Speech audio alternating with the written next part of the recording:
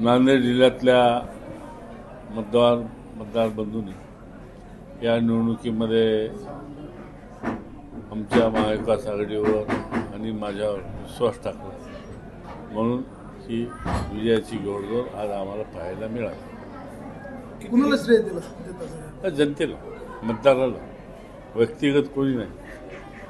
आणखी किती लीडपर्यंत तुम्हाला ही लीड मिळेल? मी मागेही सांगितलं 1 लाखाच्या आसपास लीड मिळेल. त्या अंदाजांना चालली आता आमची लीड जवळपास.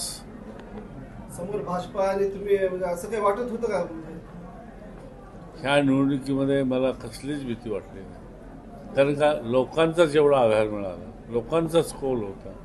त्यामुळे मी नास्त या निवडणुकीमध्ये प्रचार करीत राहिलो, लोकांच्या भेटीगाठी घेत राहिलो आणि हा विश्वास लोकांनी कायम टाकला. ऐन निवडणुकीच्या काळामध्ये अशोक चव्हाण भाजपामध्ये गेले, त्यामुळे आव्हान वाटलं होतं.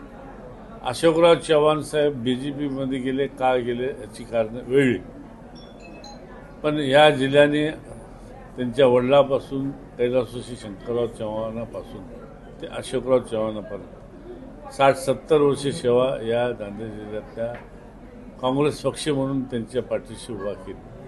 पण अचानक अशोकराव चव्हाण BJPमध्ये गेले.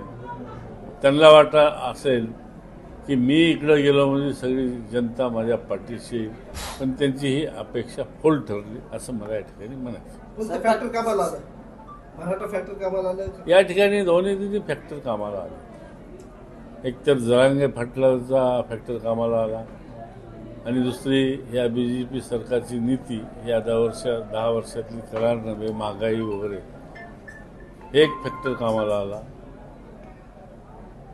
सरकार आलं तर पहिलं काम काय राहील जिल्ह्यासाठी? सरकार आलं तर या जिल्ह्यातल्या ज्या काही त्रुटी असतील, नांदेड शहराच्या दृष्टीने असेल, रस्ते वाहतुकीचा प्रश्न आहे, नांदेड शहरामध्ये ड्रेनेज नालीचा प्रश्न आहे, पाणी पाहिलं तर आपण रस्ते तुंब भरतात, ग्रामीण भागामध्ये कुठं तळ्याचा प्रश्न आहे, आणखी कुठल्या अनेक सुशिक्षित बेकारांचा प्रश्न आहे. या ठिकाणी प्रश्न सोडावे लागतात. देशभरामध्ये काँग्रेसने चांगली मुसंडी मारलेली आहे, काय सांगा? आज खरं म्हणजे 10 वर्षानंतर काँग्रेसने जोरदार या देशामध्ये मुसंडी मारली.